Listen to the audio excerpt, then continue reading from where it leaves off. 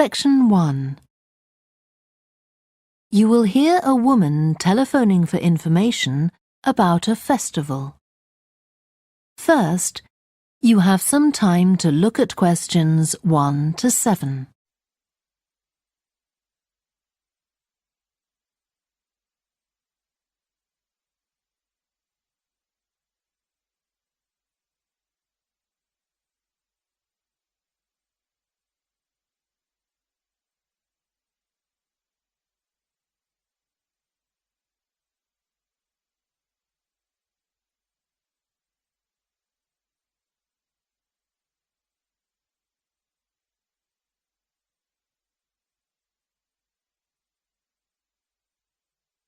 You will see that there is an example that has been done for you.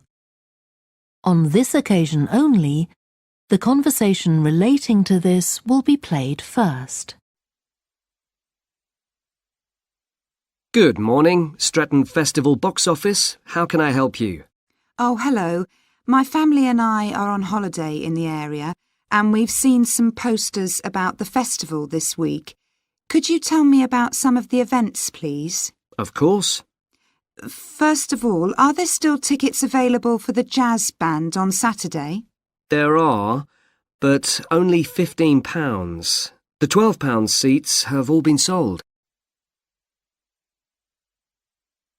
The man says that tickets are available for £15, so 15 has been written in the space.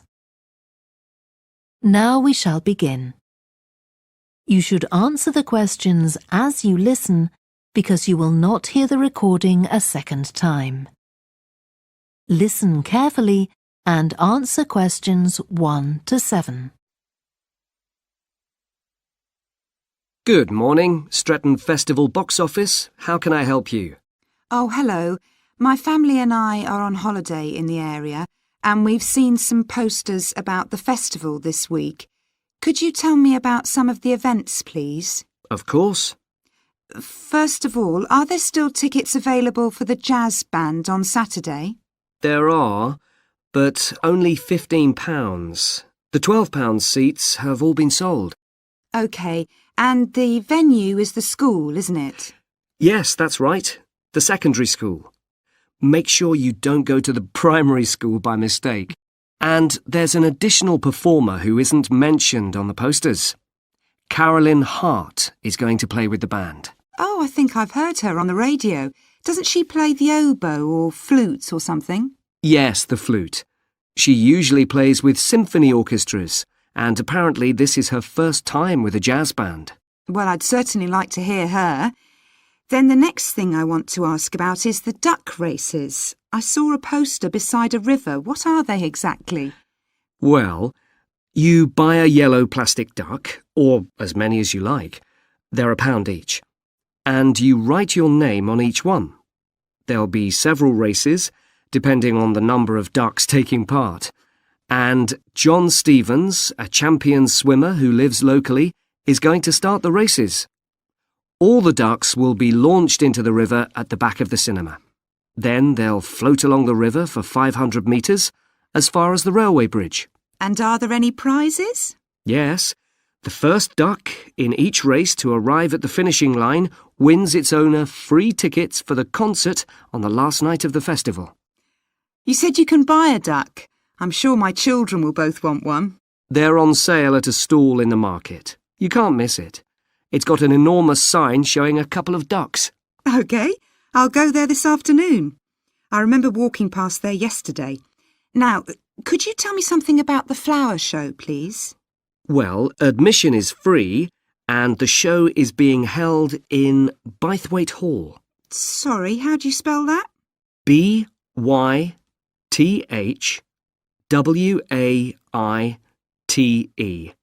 Bythwaite. Is it easy to find? I'm not very familiar with the town yet. Oh, you won't have any problem. It's right in the centre of Stretton. It's the only old building in the town, so it's easy to recognise. I know it. I presume it's open all day. Yes, but if you'd like to see the prizes being awarded for the best flowers, you'll need to be there at 5 o'clock. The prizes are being given by a famous actor, Kevin Shapless. He lives nearby and gets involved in a lot of community events. Gosh, I've seen him on TV. I'll definitely go to the prize giving. Right. Before you hear the rest of the conversation, you have some time to look at questions 8 to 10.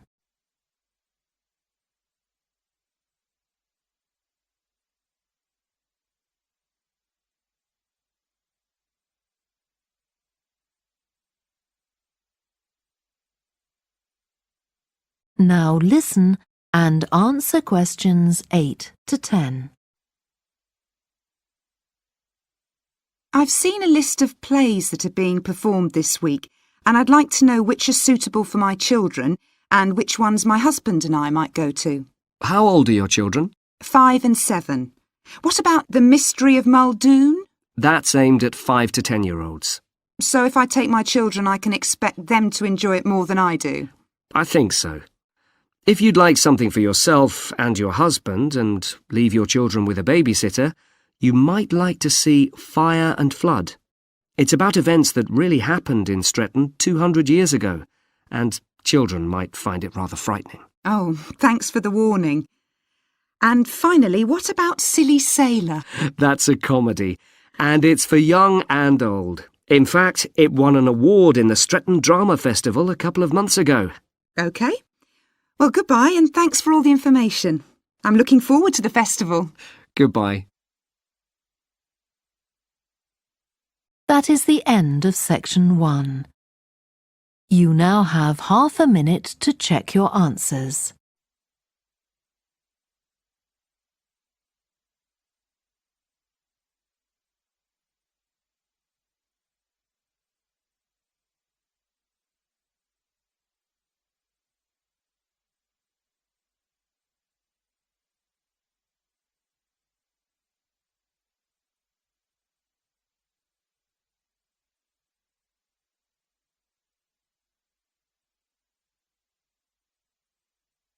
Now turn to section 2.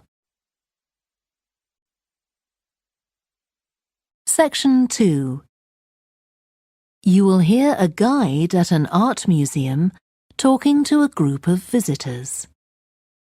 First, you have some time to look at questions 11 to 16.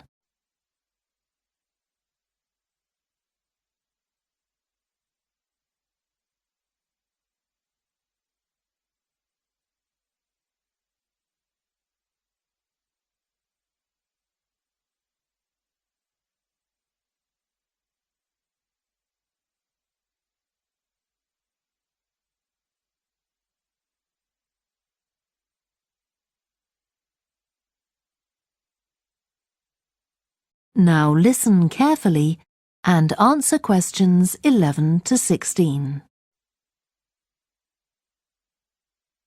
Good morning and welcome to the museum, one with a remarkable range of exhibits which I'm sure you'll enjoy. My name's Greg and I'll tell you about the various collections as we go around. But before we go, let me just give you a taste of what we have here. Well, for one thing, we have a fine collection of 20th and 21st century paintings, many by very well-known artists. I'm sure you'll recognize several of the paintings.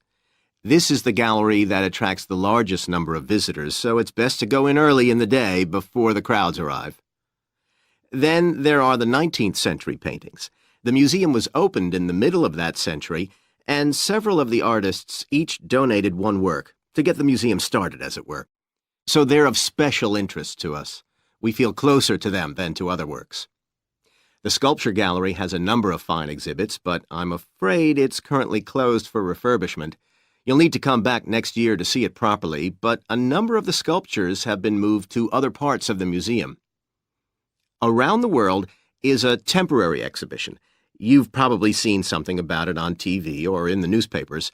It's created a great deal of interest because it presents objects from every continent and many countries and provides information about their social context, why they were made, who for, and so on. Then there's the collection of coins. This is what you might call a focused specialist collection because all the coins come from this country and were produced between 2,000 and 1,000 years ago. And many of them were discovered by ordinary people digging their gardens and donated to the museum. All our porcelain and glass was left to the museum by its founder when he died in 1878, and in the terms of his will, we're not allowed to add anything to that collection. He believed it was perfect in itself, and we don't see any reason to disagree. Before you hear the rest of the talk, you have some time to look at questions 17 to 20.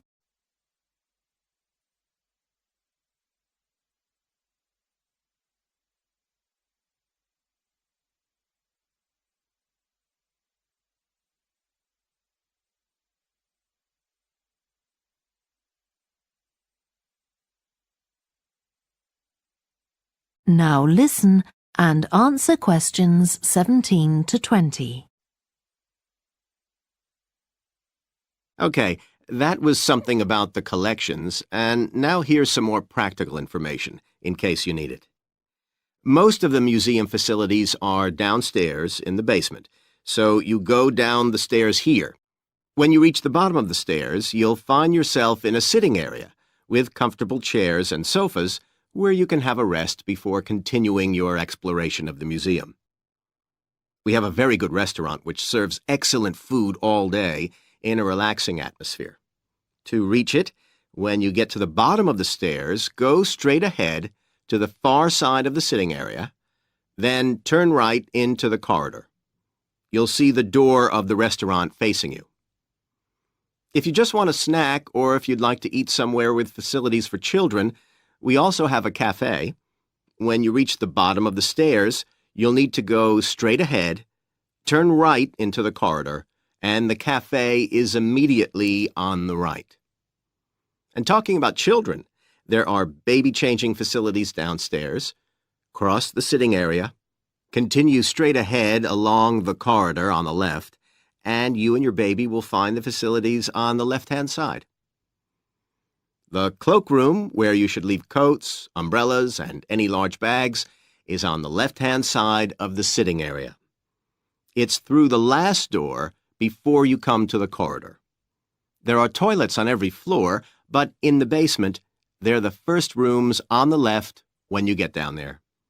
Okay, now if you've got anything to leave in the cloakroom, please do that now, and then we'll start our tour.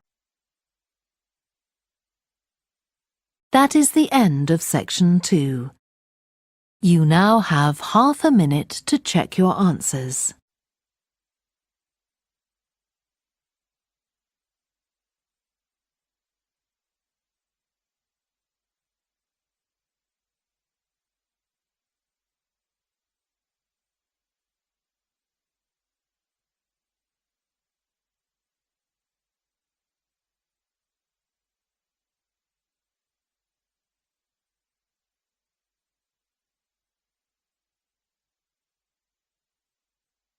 Now turn to section 3. Section 3. You will hear a student called Joanna talking to her new supervisor about some research she has done on psychology and music. First, you have some time to look at questions 21 to 26.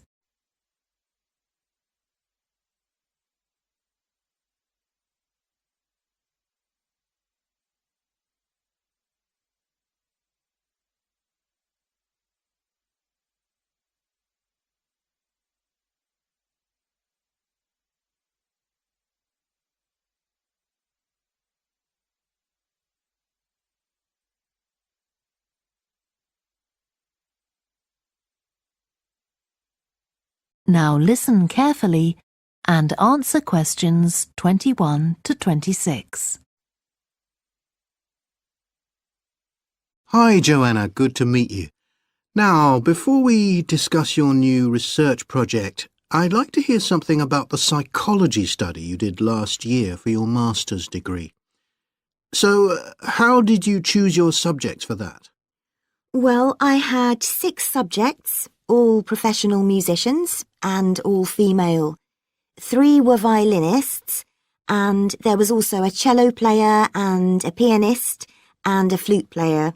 They were all very highly regarded in the music world, and they'd done quite extensive tours in different continents, and quite a few had won prizes and competitions as well.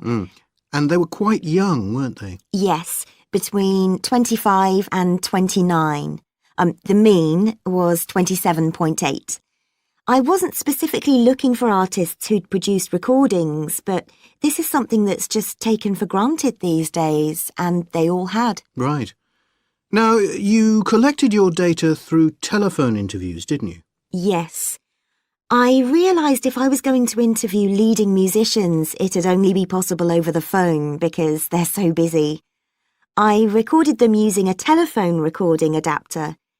I'd been worried about the quality, but it worked out all right. I managed at least a 30-minute interview with each subject, sometimes longer. Did doing it on the phone make it more stressful? I'd thought it might. It was all quite informal, though, and in fact they seemed very keen to talk. And I don't think using the phone meant I got less rich data. Rather the opposite, in fact. Interesting. And you were looking at how performers dress for concert performances? That's right. My research investigated the way players see their role as a musician and how this is linked to the type of clothing they decide to wear. But that focus didn't emerge immediately. When I started, I was more interested in trying to investigate the impact of what was worn on those listening, and also whether someone like a violinist might adopt a different style of clothing from, say, someone playing the flute or the trumpet. It's interesting that the choice of dress is up to the individual, isn't it? Yes, you'd expect there to be rules about it in orchestras, but that's quite rare. Before you hear the rest of the discussion, you have some time to look at questions 27 to 30.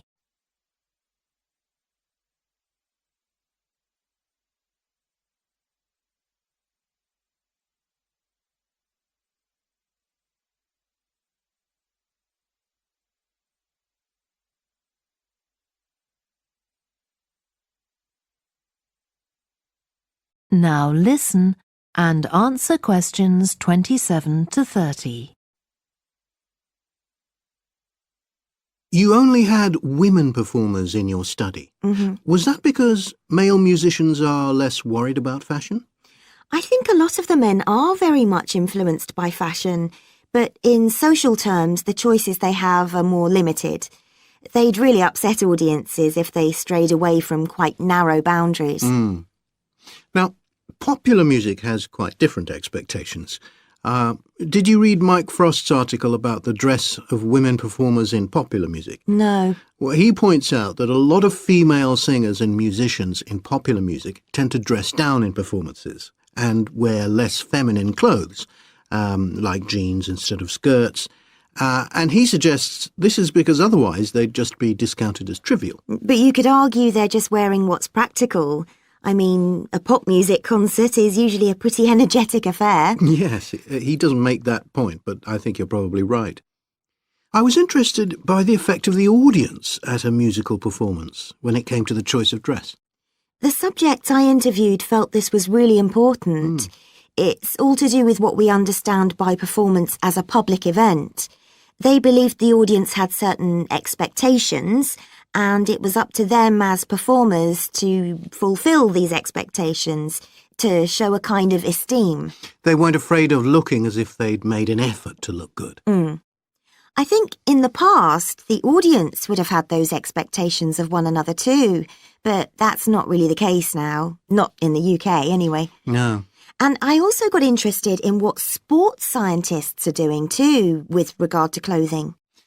Musicians are quite vulnerable physically, aren't they? Because the movements they carry out are very intensive and repetitive. So I'd imagine some features of sports clothing could safeguard the players from the potentially dangerous effects of this sort of thing. Yes, but musicians don't really consider it.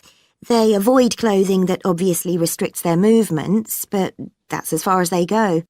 Anyway, coming back to your own research, do you have any idea where you're going from here? I was thinking of doing a study using an audience, including... That is the end of section 3.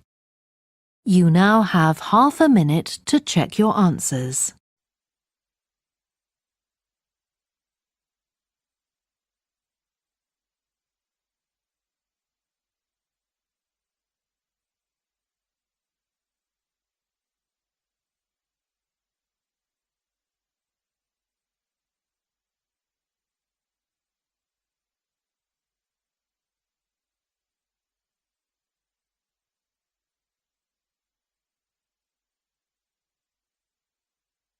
Now turn to section 4.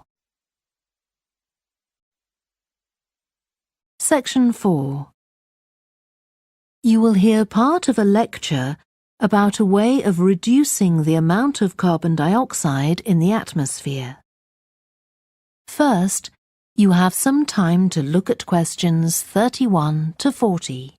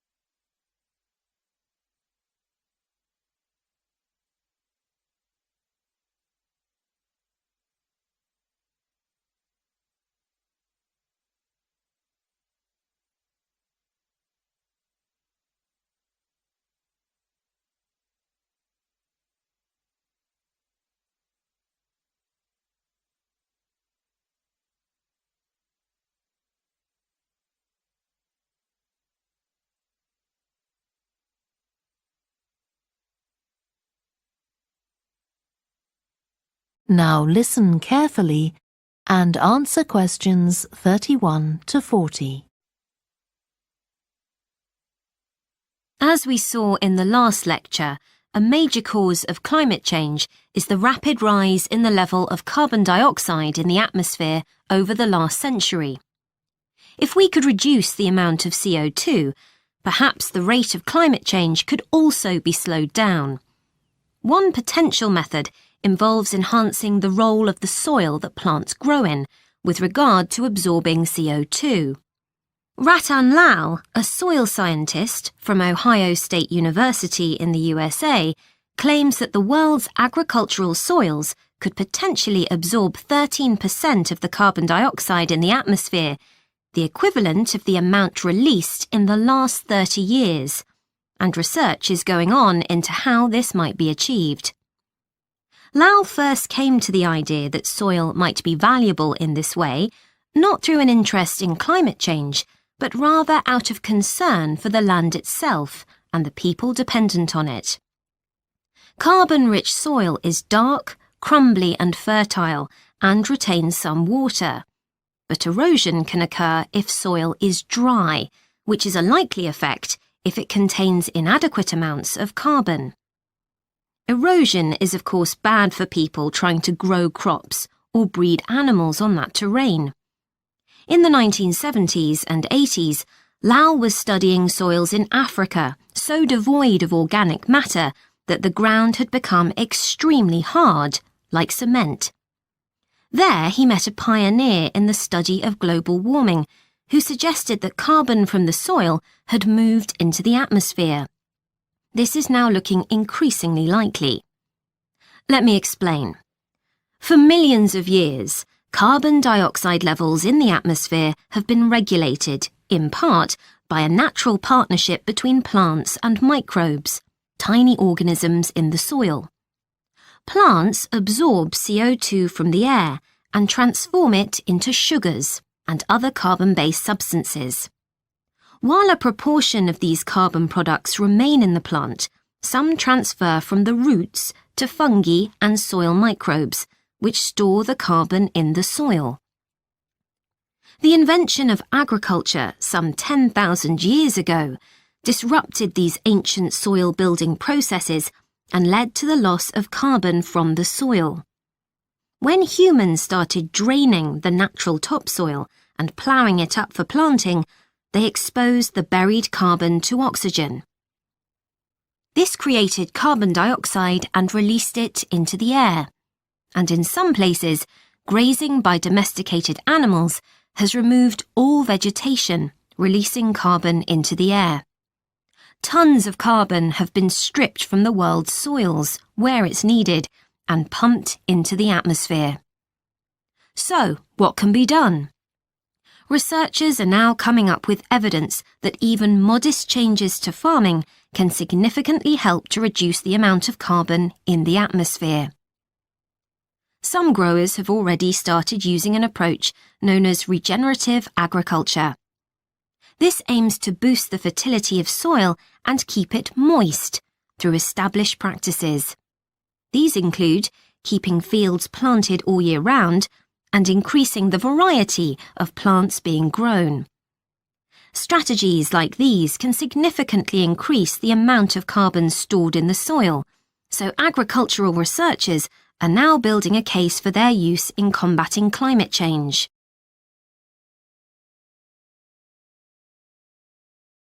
One American investigation into the potential for storing CO2 on agricultural lands is taking place in California. Soil scientist Wendy Silver of the University of California, Berkeley, is conducting a first-of-its-kind study on a large cattle farm in the state.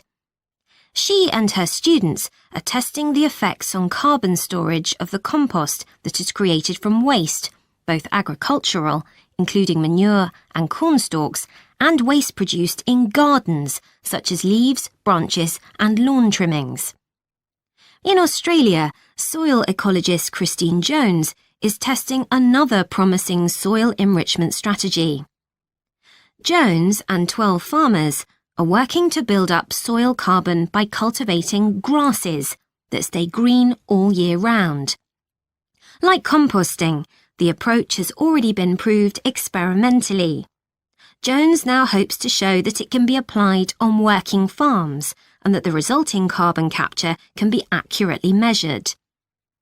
It's hoped in the future that projects such as these will demonstrate the role that farmers and other land managers can play in reducing the harmful effects of greenhouse gases.